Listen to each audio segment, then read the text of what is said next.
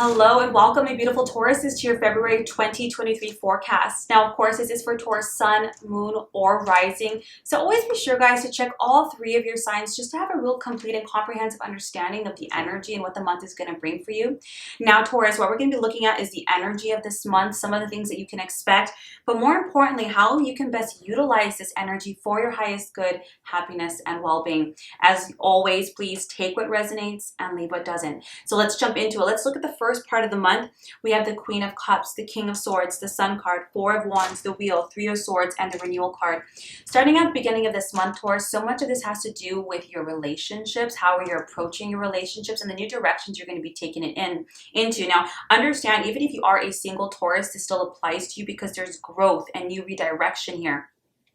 Queen of Cups and King of Swords. This has to show a certain maturity in your relationships, Taurus, learning how to be mentally and emotionally balanced, learning how to communicate your ideas openly and vulnerably, learning how to really deepen the bonds and intimacy in your relationships. You have it with the Sun card and Four of Wands. For those Tauruses in any form of relationship, it's really important this month to try to be a little bit more optimistic, to really do your best to come up with new approaches and new ways of working together to try to release yourself from any kind of troublesome or burdensome situations. This is not one person against another, one person taking everything on, the other person not doing anything. Four of Wands represents two people working together to create a home, to build a life, to figure things out. If you are a single Taurus, this is you learning how to be vulnerable, how to have those kinds of relationships, even in your life, that are not romantic. This can be platonic, these can be familial, these can be career-wise.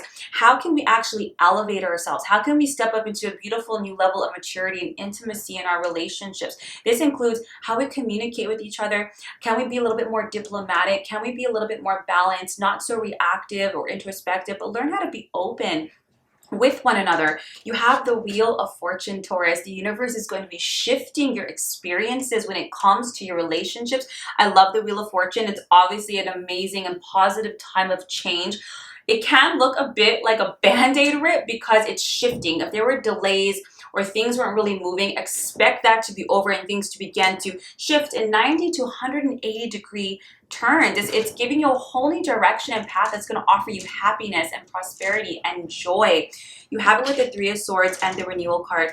The reason this is happening for you, Taurus, is because it's really important for you to heal your past. It's really important for you to take the time to forgive the past. That can be forgiving yourself. That can be releasing things, healing your mind, your heart, your body from old experiences.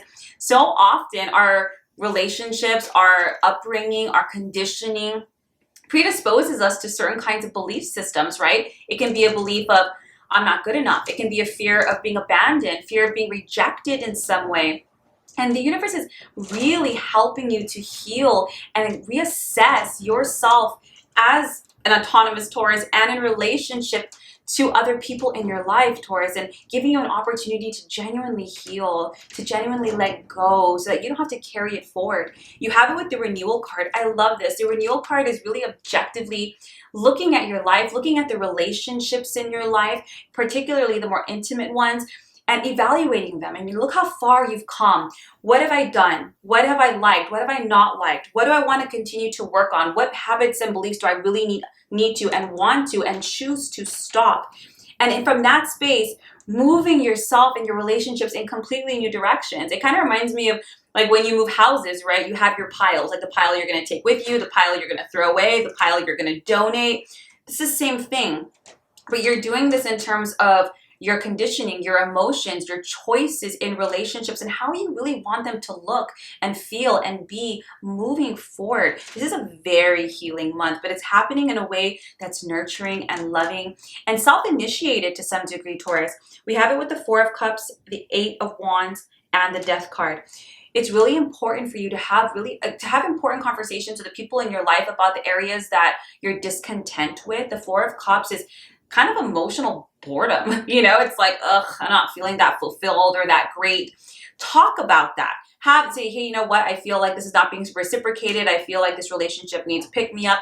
Learn how to communicate that versus holding that in, Taurus, and letting that sink and then allowing that to rule your decisions, whether that's bailing out or disconnecting entirely. Whenever you have the Death card, this is the end of this kind of phase for you, Taurus. It's an end of a kind of situation that no longer serves you. really learning to make choices out of self-love, out of joy, out of maturity and deep and intimacy with another, and taking accountability for the areas that you're discontent in. See the opportunities in that. It's like, okay, if I'm not happy with this, why is that? Don't just blame another person or be like, because it just can't be right. It's coming from somewhere deeper. So learn how to talk about that. It doesn't have to be like these 4-hour in the middle of the night conversations. 8 of Wands are actually pretty quick conversations, but to the point. So discuss how you're feeling, be vulnerable and open, be authentic to yourself. This is that switch that's happening. You have the Emperor, the 4 of Coins, and the Page of Coins. Now, towards the middle of the month, there is going to be this level of accountability, Taurus. You have to understand it takes two people in any kind of relationship, romantic, platonic, familial, professional. And whenever you have the Emperor and the 4 of Coins, you're going to have to take control of the changes you want to make. 4 of Coins can be quite stubborn in changes. And if anyone's stubborn, is our earth signs, right? So really learning that the change has to happen with you. Changing and applying, whenever that Page of Coins, applying your lessons. If you've learned that perhaps you need to be more communicative or perhaps a level of vulnerability is needed, then you got to start shifting yourself, not just having that like one-time conversation. 4 of Coins is making better decisions related to our sense of worth and value. Whenever I think of the 4 of Coins, I think of people who might, be shopaholics to like fill a hole instead of just healing what's the issue is. And that's what this is. The Emperor is like, enough.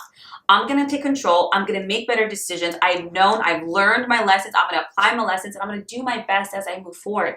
You have it with the Knight of Wands and the 5 of Cups. They want you to go after this joyously. It's kind of like when you start anything new, right? Whether it's that new workout regime or going back to school, like be gung-ho, I'm going to do this, I'm going to be my best to be disciplined, to be structured, to really apply this on the daily. You have it with that 5 of Cups. The universe doesn't want you to cry over what hasn't worked in the past anymore. All those things that perhaps were disappointing in your relationships, perhaps things that let you down.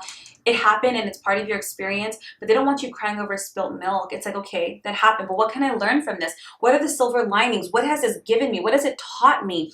And you have it with that 4 of Swords. There is still a lot of processing that's happening with this experiences, Taurus. Really take the time to sit with yourself, to journal, to meditate on your experiences, not from an emotional level, but from an objective level. Like, man, I've had these patterns. What am I meant to learn? What am I not seeing? How have I grown? What new approaches can I take, right? If I kept doing things in the same old way and getting this kind of outcome, how can I do it differently? How can I change my perception or my habits or my actions or my words that can, deliver a different outcome? There is a lot really unfolding in this healing process for you, Taurus, with a lot of nuggets of wisdom. But what I love here is a lot of that aspect is internal, but so much of the external is going to show so much beauty and love in your relationships, joy and happiness in your home. And yeah, it's always a journey when we change. Change is not easy and it does take time, but it is absolutely possible and it's the only constant. So really embrace this and take your time processing the lessons and the blessings in it all. I hope this serves you, Taurus. If you would like a one-on-one session with me, my links are down below. Otherwise, I wish you so much joy in the month of February, and I will see you next month for next month's readings. Take care.